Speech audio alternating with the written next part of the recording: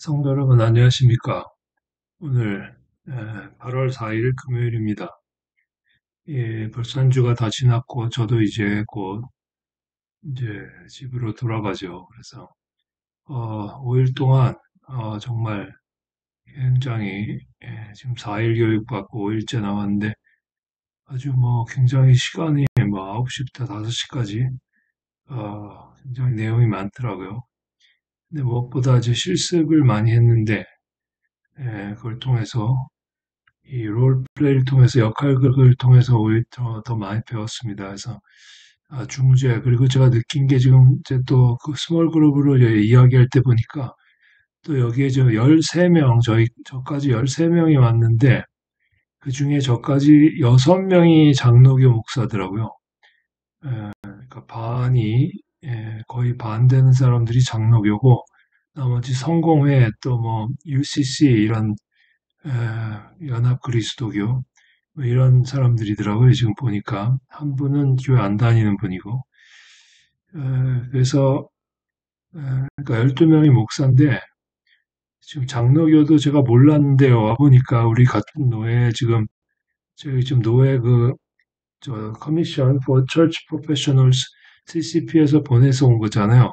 거기 또 다른 목사님이 있는데 우리 노예 온 지 한 2년 되신 흑인 목사님인데 그 부인도 목사님이거든요. 그래서 여자 목사님은 아내 목사님은 웨이벌리라는 데서 목회하시고 우리 노예네. 그리고 또 남편 목사님은 아내를 따라와서 저 아래 오하이오 리버 쪽에 있는 포츠머스라는 데 거기 또 교회 담임 목사입니다. 그래서 두 분이 각각 다른 교회 담임 목사인데 그 남자 목사님이 이제 저랑 같은 커미션이거든요. 근데 딱 와 보니까 그분이 딱 와 있더라고요, 부부가.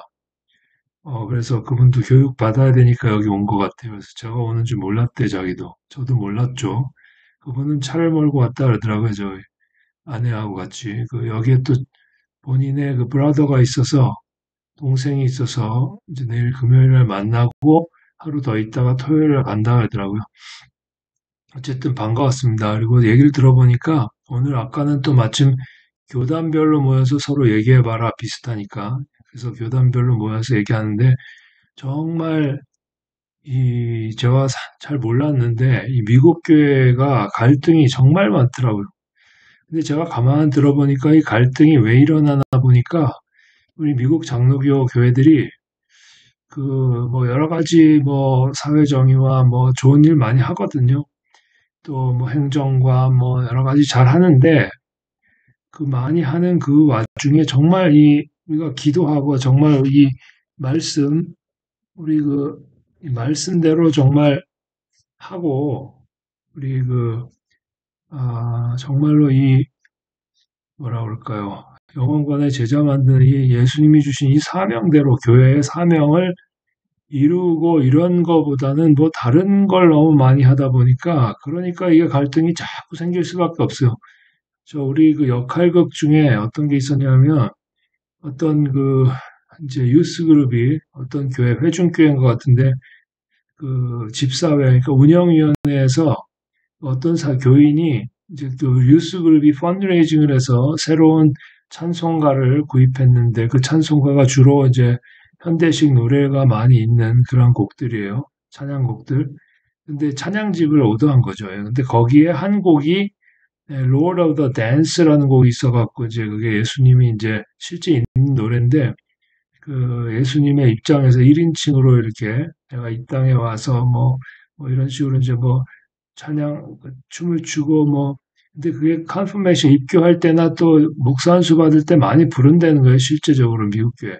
근데 어쨌든 그 케이스 스터디 그 역할 그게 어떤 교인 하나가, 아, 그 운영위원회에다가, 불평을 한 거예요. 저런 노래는 우리가 불러서는 안 된다. 우리가 예배 때 어떻게 저런 곡을 부를 수 있는가. 그랬더니 그걸 듣고 이제 운영위원회가 이제 결정을 내리기를 이 곡은 우리가 이제 부르지 않겠다. 그래서 유스 그룹에게 세 가지 옵션을 줬어요. 하나는 에, 저,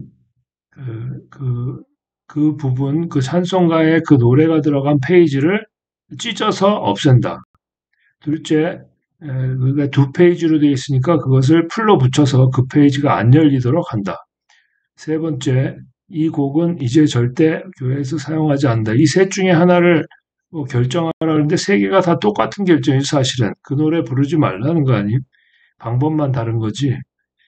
예, 그래서 유스그룹에서 또 들고 일어나고 또 다른 교인들도 이건 너무하다. 이거는 잘못된 결정이다. 이러면서 하는데 이제 거기에 대해서 이제 이 갈등을 해결하는 뭐 이거 역할극을 하는데 저는 그거 그냥 뭐 누가 만들어냈겠지 했더니요. 실제 교회에서 일어난 일이라는 거예요, 그게. 그러니까 어떤 교회에서 그렇게 실제로 그런 일이 벌어졌다는 겁니다. 그러니까 노래, 진짜 있는 노래까지 그 제목을 썼겠죠. 그래서 제가 기가 막혔어요. 야, 이런 걸로 교회가 싸우나, 갈등을 일으키나, 일단 뭐 치고받고 싸우는 건 아니지만, 이것 때문에 또 중재가 열리고, 뭐 서로 이것 때문에 이걸 해결하자고 모이고, 얼마나 낭비입니까, 이게. 시간 낭비, 에너지 낭비. 그러니까 참 이런 데서 많이 하다 보니까 참 그래서 참 안타깝더라고요. 예. 미국 사람들이 잘하는 것 같은데도 합리적으로 하는 것 같은데도 또 굉장히 감정적으로 하는 게 또 많더라고요. 그래서 많이 배웠습니다. 제가 진짜 많이 배우고 있어요, 여기. 여기서도 배우고 노예에서도 배우고. 근데 우리가 이 갈등은 언제나 있거든요. 이 사람 사는데 갈등이 없을 수가 없죠. 오늘은 더 굉장히 심한 갈등이 일어나는 장면이 나옵니다. 사도행전 18장 9절부터 17절인데요. 예, 저 밖에 누가 오토바이를 타고 다니나 이렇게 시끄럽게 소리가 나네요. 자, 이 고린도에서 이제 바울이 막 복음을 전했죠. 어제 우리 본문에서 아덴에서 고린도로 가서 그리고 디도 유스도라고 하는 사람 집에서 회당 바로 옆에 있는 그 사람이 집에서 로마 사람인데 믿고 그 사람 집에서 막 복음을 전하고 그랬더니 다른 회당에 있는 회당장 그리스보와 그 가족들이 다 와서 또 믿고 세례받고 그래서 고린도 교회가 엄청 커지고 있는 상황입니다. 말씀이 막 전해지고 있어요, 복음이. 그때 밤에 주께서 환상 가운데 바울에게 말씀하시되 두려워하지 말며 침묵하지 말고 말하라. 그러니까 이게 예수님이 밤에 나타나신 거예요. 그리고 내가 너와 함께 있음에 어떤 사람도 너를 대적하여 해롭게 할 자가 없을 것이니 이는 이 성 중에 내 백성이 많음이라 하시더라.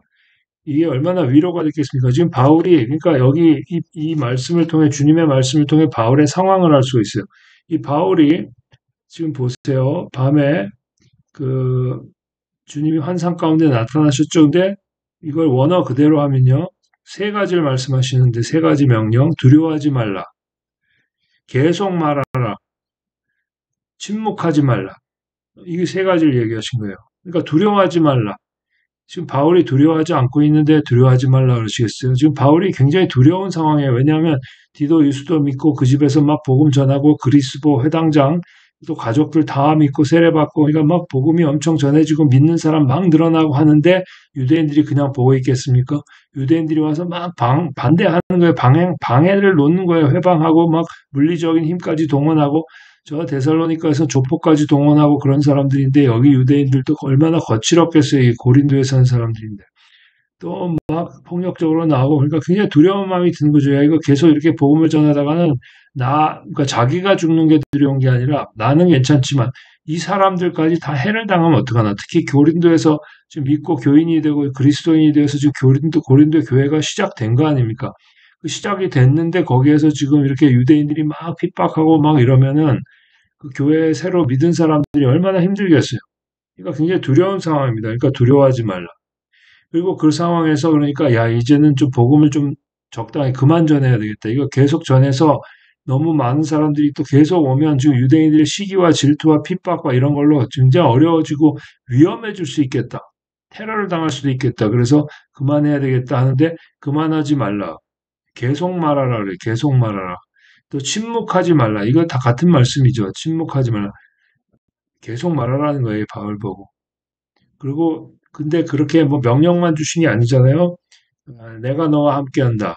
어떤 사람도 너를 대적하여 해롭게 할 자가 없을 것이다. 그러니까 지금 네가 두려워하는데 걱정하지 말라는 거예요. 내가 너와 함께하고 지금 사람들이 막 살기등등해갖고 막 네가 옛날에 예수 믿는 사람들 잡아 죽이겠다고 하던 그런 거 이상으로 지금 날뛰는데 그러나 너를 대적하여 해롭게 할 자가 하나도 없을 것이다. 내가 다 지켜준다 이거죠.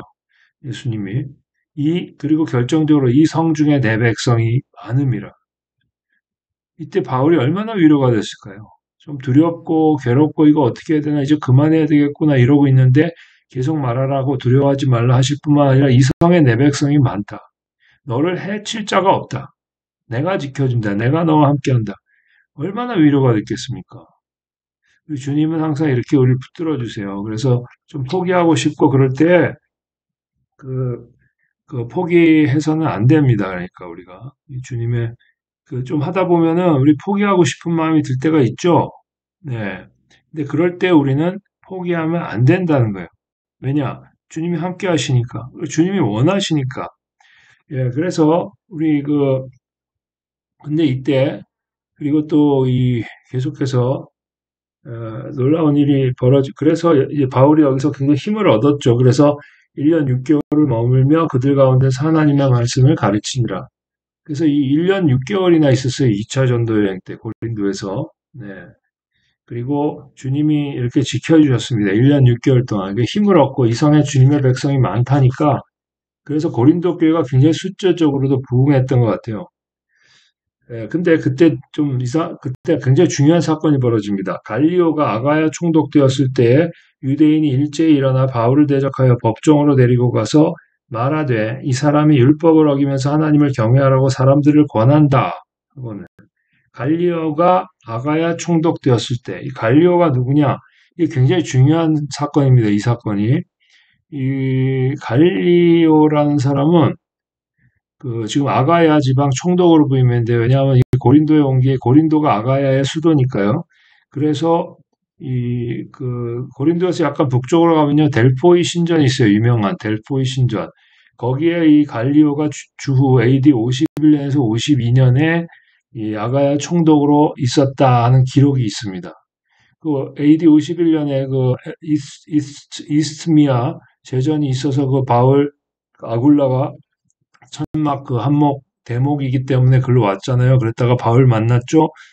그랬는데 그때 딱 마침 아가야 이 바울이 한 복음을 전한 지 한 8개월, 뭐 6개월, 8개월 됐을 때 이 갈리오가 딱 부임을 한 거예요. 근데 갈리오가 원래 그 본명이 아니고요. 이 사람은 원래 노바투스 집안 사람인데 노바투스라는 집안 사람인데 원래 스페인 쪽이에요. 이 사람의 형이 누구냐면 그 유명한 스토아 학파 철학자인 세네카입니다. 세네카가 누구냐면 네로 황제의 가정교회사였어요. 그래서 네로가 어릴 때는 세네카가 로마를 다스린다고 할 정도로 그 유명한 철학자가 세네카인데 그 사람의 동생이 이 갈리오입니다. 동생이라고 하는데 형이라고 하는 기록도 있어요, 형. 근데 이게 그 서구 언어는 그냥 브라더 그러면 이게 형인지 동생인지 확실치가 않잖아요. 근데 형인 것이 더 맞는 것 같아요. 세네카가 형이고 갈리오는 동생이고. 근데 원래는 노바투스라는 스페인 쪽에 있는 집안 출신이었는데 이 아버지가 원래 이 집안도 굉장히 좋은 집안이에요. 근데 로마로 교육을 시킨다고 아들들 데리고 더 좋은 교육받게 하겠다고 스페인에서 로마로 왔어요. 로마가 그때 세계 중심이니까. 그래서 로마로 와갖고 또 원래도 좋은 집안이고 자기도 이 아버지도 그 로마 원로원의 의원이 됩니다. 굉장히 높이 올라간 거죠. 아주 유력한 집안이에요. 근데도 더 좋은 집안으로 아들들을 보내겠다고 입양을 시킵니다. 갈리오 집안으로. 그래서 이 갈리오라는 이름을 얻은 거예요, 이 사람이. 예. 그래갖고, 그러니까 이 사람의 집안은 아버지가 로마 원로원이 될 정도로 유력한 집안이고, 스페인에서 아주 굉장한 집안인데, 로마에 와갖고 또 성공한 집안이고, 또 로마에 그 유력한 사람, 갈리오 집안에 또 이 입양을 시켜서 들여보낼 정도로 엄청난 그러니까 교육을 받고 아주 문화와 뭐 철학과 뭐 이런데 정통한 그런 엄청난 교육을 받은 사람이라는 겁니다. 그 형이 세네카 같은 형도 나오고 그러니까 이 형제가 대단한 사람들이죠. 예.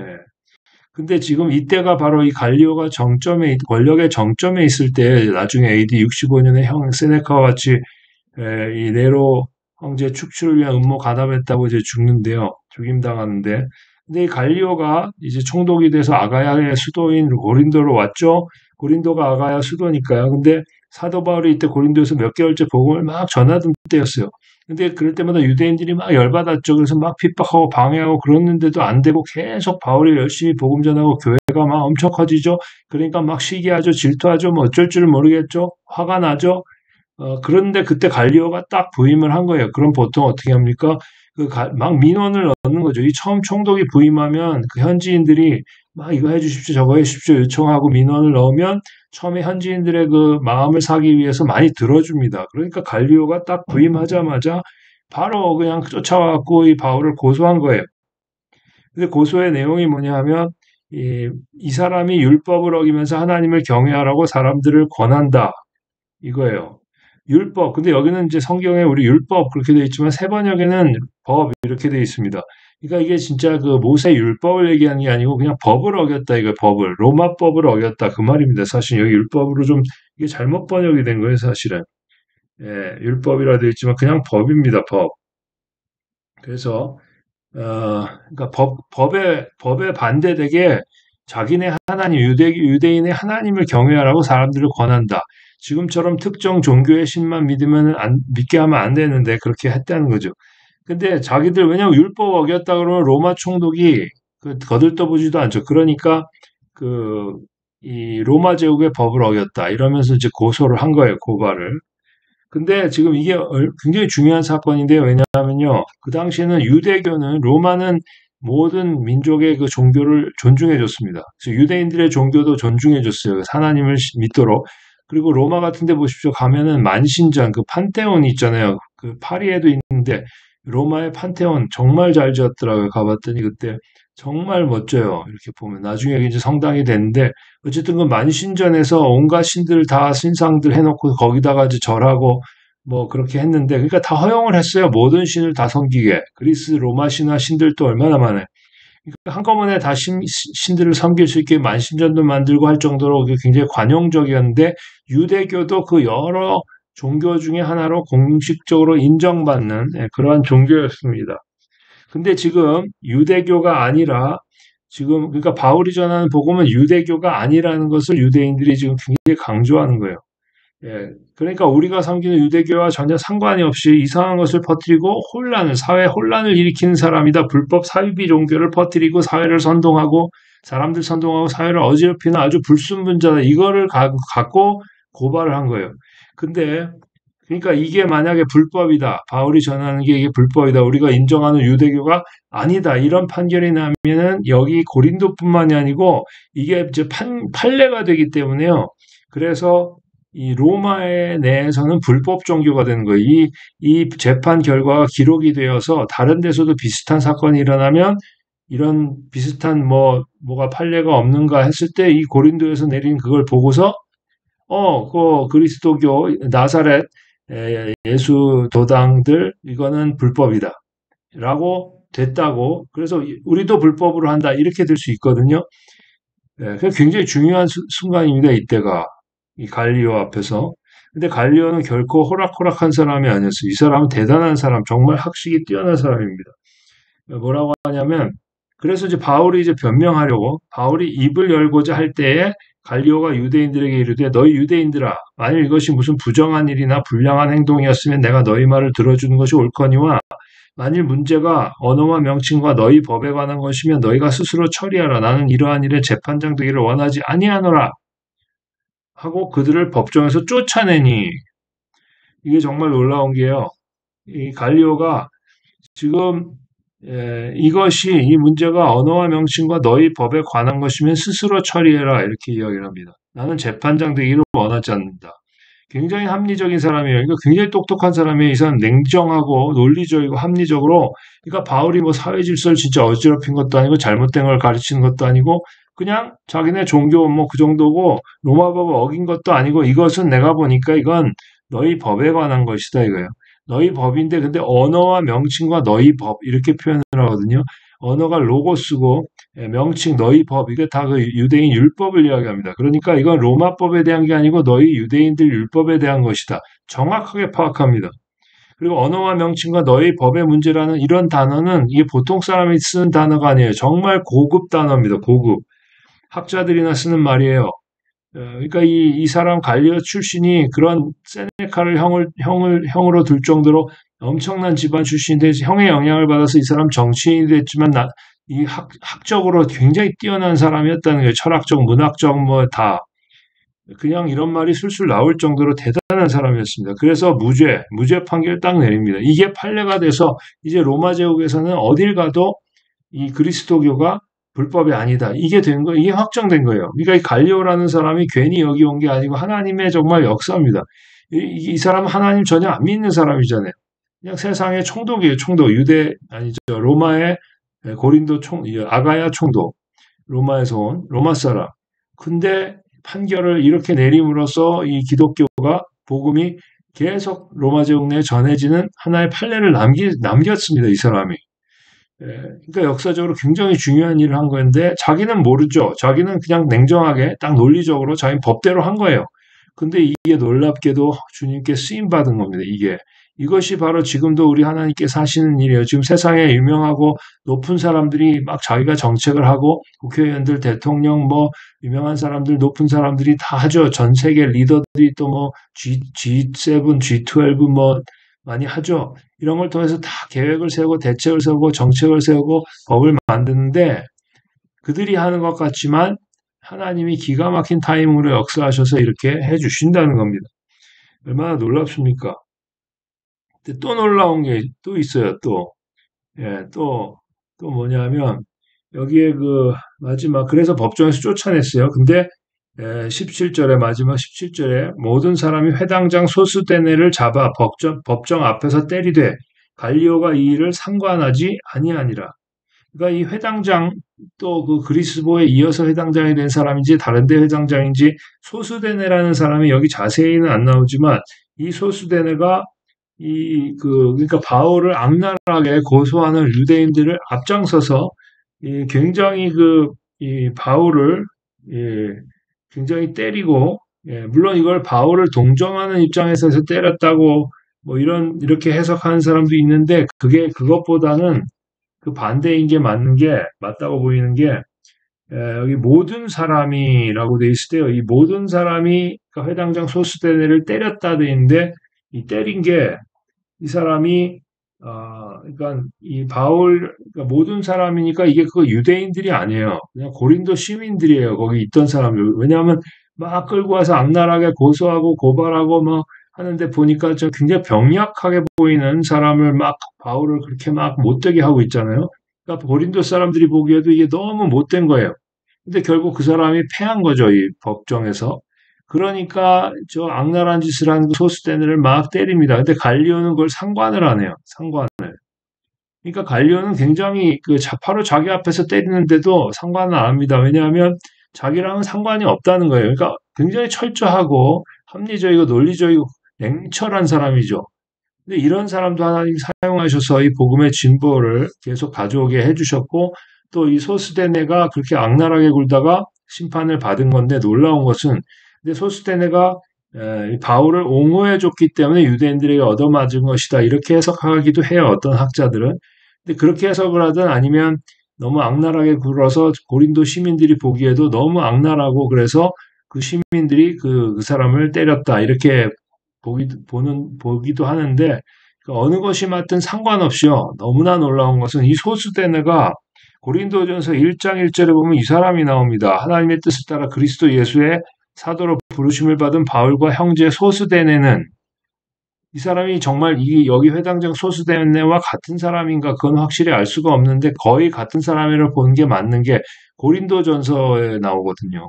다른 데는 안 나와요. 고린도전서에 그러니까 이 고린도전서가 고린도 교회에 보낸 건데 3차 전도여행 때 에베소에서 써서 보낸 거거든요. 그러면은 3차 전도여행 때 에베소에서 이 소수대네가 에베소에 같이 있었다는 얘기인데 사도 바울과 그러니까 이 사건 이후에 소수대네가 예수님을 정말 영접하고 구원받고 세례받고 그리스도인이 되었다는 겁니다. 그리고 바울과 같이 동역하고 3차에 어떻게 에베소까지 와 있다가 바울과 함께 만나고 고린도에서 온 형제들에 대한 고린도 교회에서 온 그 질문을 대답하기 위해서 쓴 고린도 전서를 같이 쓰는 공저자가 됐다는 겁니다. 이게 얼마나 놀라운 변화입니까? 그 바울을 옹호하다가 유대인들에게 맞은 경우이든 아니면 바울에게 악랄하게 하는 것을 앞장서서 하다가 고린도 사람들에게 몰매를 맞은 것이든 어떤 경우는 상관없이 어쨌든 전혀 복음에 동떨어져 있던 사람인데 예수님 믿고 변화가 되어서 고린도전서의 공저자까지 됐다는 거예요. 이게 정말 놀랍죠. 그러니까 하나님이 하시는 일은 알 수가 없습니다. 지금도요, 아, 저 사람은 안 돼. 저 사람은 이제 하나님도 포기하신 사람이야. 라고 우리가 생각하는 사람도 어떻게 될지 알 수 없다는 거예요, 우리는. 그러니까 끝까지 포기하면 안 됩니다, 우리. 잘 안 되는 분들 있잖아요. 끝까지 포기하지 말고 기도하면서 계속해서 함께 나가야 되겠습니다. 하나님, 정말 갈리오를 통해 또 소스테네를 통해 놀라운 일을 이루시는 주님을 봅니다. 바울이 너무나 유대인들의 극심한 극렬한 반대에 핍박에 직면하여 너무나 힘들고 괴로운 가운데 포기할까 하는 마음이 들었을 때 주님이 나타나셔서 내가 너와 함께 하니까 아무도 너를 대적하거나 해할 수 없다고 하시면서 계속 전하라고 하신 그 말씀, 주님, 저희도 포기하고 싶을 때 포기하지 않고 끝까지 그 영혼권의 제자만 들고 하나님 사랑, 이웃 사랑 실천하며 나갈 때 이 소스네네와 같이 복음에 완전히 원수 같던 사람이 변화되어 주님의 일꾼이 되는 놀라운 역사를 우리를 통해 이루어 주시옵소서. 예수님의 이름으로 기도합니다. 아멘. 네, 오늘 또 행복한 날 주님과 함께 동행하게 보내시고 오늘 저녁 목장 모임도 잘 하시고요. 내일 토요일 아침 6시, 아침 6시 우리 토요일 새벽 예배 다 오셔서 같이 기도하시고요. 그리고 또 목회 편지 때 또 뵙겠습니다.